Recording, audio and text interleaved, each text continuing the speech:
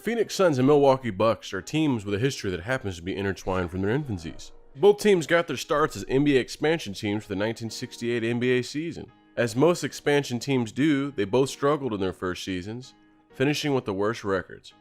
However, history was forever changed with the 1969 NBA draft, as the two teams decided on a coin flip to decide who would get the number 1 overall pick and the rights to draft one of the greatest NBA prospects ever, Lou Alcindor Jr., forever known in the future as Kareem Abdul-Jabbar. The Bucks won that fateful coin toss, and the rest is history.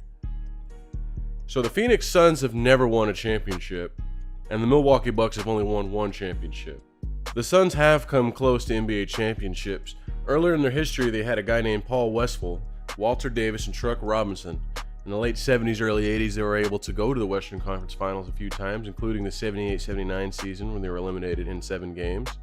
They also saw 3 more Western Conference Finals appearances throughout the 80s, but being in the Western Conference, they saw the likes of the Showtime Lakers and the Portland Trail Blazers, who had eliminated them promptly throughout the 80s. However, it wasn't until 1992 that the Phoenix Suns got some hope in the form of a trade. Charles Barkley was traded to them from the 76ers and provided them with an amazing MVP season. He posted 25.6 points per game, had 12 rebounds, and dished out 5 assists, while also having a Defensive Player of the Year caliber season. The Suns were previously unable to get over the hump of the Western Conference Finals, but with Barkley, the other very talented core of Kevin Johnson, Tom Chambers, and Dan Majerle were able to string together a 62-20 record, which was the best record in the NBA, and affording them the number 1 seed heading into the playoffs. They won a relatively tough series against the Lakers in the first round, another one against the Spurs in the second round, and finally the Supersonics in the Western Conference Finals. They matched up against the buzzsaw that was the Chicago Bulls, however, in the finals, led by Michael Jordan. In just 6 games, they were put away by their greatest scoring performance in finals history, led by Michael Jordan, who averaged 41 points, 8.5 rebounds, dished out 6.3 assists, and stole 1.7 passes in order to complete the first of his three-peat, and he would go on to serve his secret gambling suspension. Pursue his boyhood dream of playing baseball, of course. Despite the efforts of Charles Barkley and his stat line of 27 points, 13 rebounds, and 5.5 assists within those finals, his co-star with the Suns, Kevin Johnson, seemingly shrunk against the pressure. He turned the ball over 6 times a game in the finals against Jordan and had no answer defensively for the Bulls. This unfortunately would be the last time the Suns had made any real noise in the playoffs, as they wouldn't make it past the second round for the rest of the 90s. In 2004, in reminiscence of 12 years earlier, the Suns acquired a veteran player that would put them over the top. This time, however, they would acquire that player via free agency, as Steve Nash, a player that the Suns had drafted several years before, would finally return to the team after the Dallas Mavericks were unable to match his offer, as they were struggling to keep their star-studded cast together. In an ironic twist, the Mavericks themselves would be unable to keep that star-studded cast together, leading the way for Nash to leave to the Phoenix Suns and never again play with the Mavericks. With the already loaded cast of Amar'e Stoudemire, Shawn Marion, Joe Johnson, and Quentin Richardson already on the Suns were able to blow through the season with Steve Nash as their point guard. And with another 62-20 record, which is now becoming a little eerie, they once again had the best record in the NBA and gave them the number 1 seed heading into the playoffs. Nash, like Barkley before, won the MVP his first season with the Suns. But unlike Barkley, Nash wouldn't have the same success guiding the Suns through the playoffs. First, the Suns swept the Grizzlies in the first round, making light work of the young Pau Gasol and white chocolate Jason Williams. They then had to deal with Nash's former team, the Dallas Mavericks, in the second round, with huge scoring explosions from the Suns' core, led by Nash's fantastic 30 points per game, Stoudemire with 28.8 points, and Shawn Marion with 23 points. The Suns were able to win the series in 6 games. This was a tight series, and the Suns looked a bit out of gas heading into the Western Conference Finals against the Spurs. In the Western Conference Finals, the Suns had little answer for the talented trio of Tim Duncan, Manu Ginobili, and Parker, who all went over 20 points a game in the series. And despite the monster series from Amar'e Stoudemire, who averaged 37 points and 10 rebounds, Shawn Marion and Nash both cooled off considerably from the previous series against the Mavericks, and the Suns were dispatched by the Spurs in 5 games. The following season did not get off to the best of starts, as Joe Johnson departed the Atlanta Hawks, and most crucially, top scoring player and big man Amar'e Stoudemire had a lingering knee issue that had to be addressed. 3 games into this regular season, it was determined that he needed to be shut down to take care of that knee injury, and he did not play for the rest of the season. Despite the unfortunate setback, the Sens enjoyed another long playoff run, finishing the season with a strong 54-28 record, good for third in the West. Sean Marion took over as the top scorer, with newcomers Rajai Bell and Boris Diaw chipping in, with younger player Leandro Barbosa stepping up in the rotation. Steve Nash enjoyed his second straight MVP season this year, averaging 18.8 points per game and 10.5 assists, and also joining the 50-40-90 club for the first time. You see, the 50-40-90 club, for stat geeks like me, tracks how well a shooter does. For instance, the 50 is 50% from the field, the 40 is 40% from 3, and 90% from free throw. This signifies how efficient a player is. Steve Nash hit this mark multiple times, this being the first season. This is the 2005-2006 season for reference. The Suns played a gritty series in the playoffs. They went 7 games against both LA teams, the Lakers and the Clippers, and once again, the Suns met Nash's former team, the Dallas Mavericks, but this time the Western Conference Finals. As I mentioned before, Nash would never quite get this team past the stage in the playoffs, so this shouldn't be a shock to you that they didn't get past the Mavericks here. But this was an impressive season given the circumstances behind Stoudemire getting hurt and an influx of new players needing to step up and play well. The Suns played hard and took it to 6 games, but were no match for Prime Dirt, who carved them up for 28 points and 13 rebounds. The Suns wouldn't make another long playoff run until the 2009-2010 season, unfortunately. Skipping on ahead until that 2010 season, the Suns were a really fun team to watch that year, armed with a strong cast of veteran players such as future Hall of Famer Grant Hill, Jason Richardson, Channing Frye, and the now 35-year-old veteran Steve Nash, as well as franchise cornerstone Amari Stoudemire. The Suns were once again the top scoring juggernauts in the NBA, but just as seasons before, the Achilles heel of the Suns team was its defense. Despite this, the Suns finished a once again eerie 54-28 record. Portland was a tough out in 6 games in the playoffs in round 1, but the Suns managed to dust off the broom against the rival Spurs to set up the conference finals matchup against another foe, the Los Angeles Lakers, who at this point hadn't been stopped from making the finals at this point since 2007, when the Suns eliminated them 2 years in a row during the dark days of Smush Parker and Kwame Brown. You're welcome for the reminder, Laker fans. The defending champion Lakers were not going to be denied, and despite the series looking relatively close at 6 games, it wasn't really as close as it seemed, as the Lakers seemed to hit from anywhere with any of their players, as the upholstered defense of the Suns were carved and outmuscled.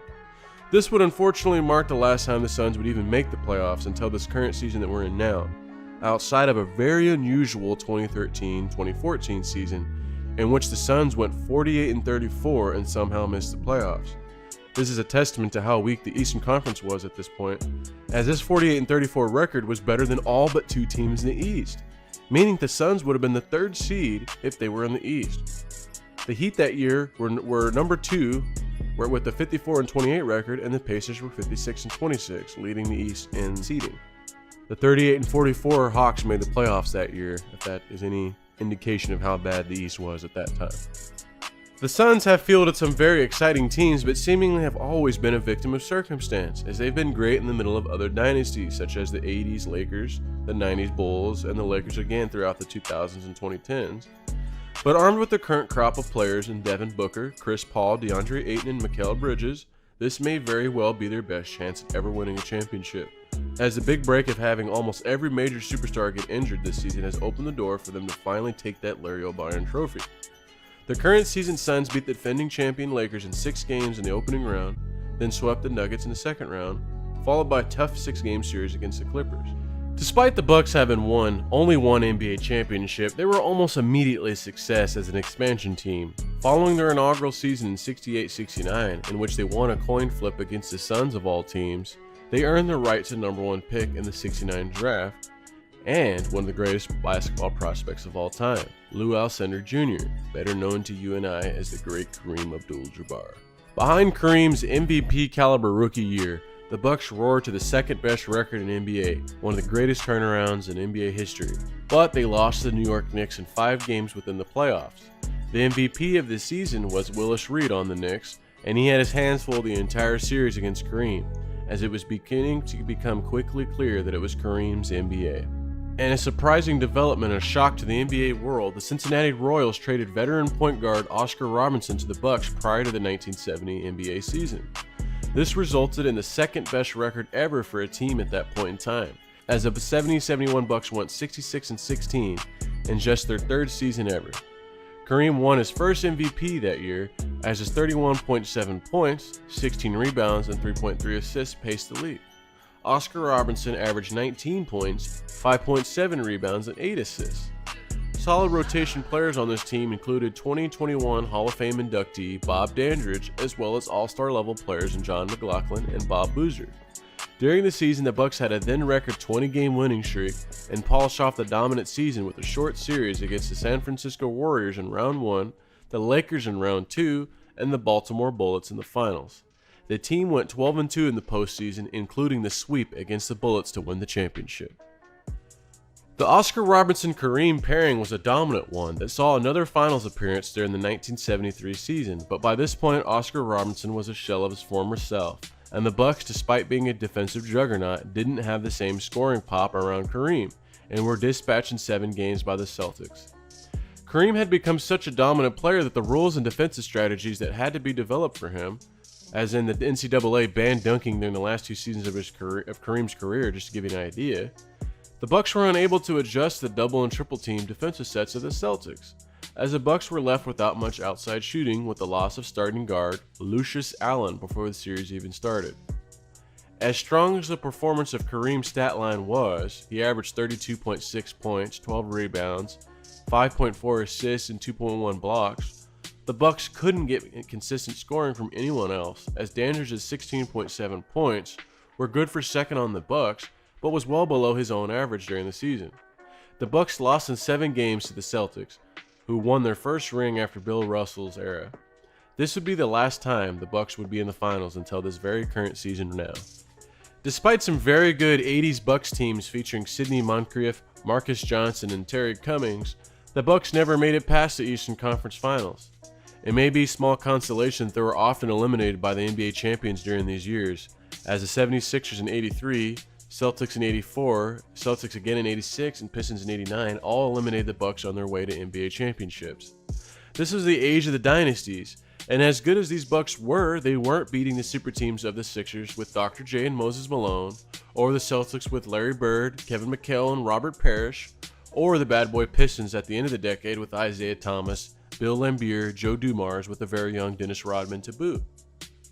Unfortunately, the Bucks wouldn't have another deep postseason run until the 2000 NBA season, when the talented scoring trio of Ray Allen, Glenn Robinson, and Sam Cassell guided the Bucks to a 52-30 record, and the second seed in the Eastern Conference.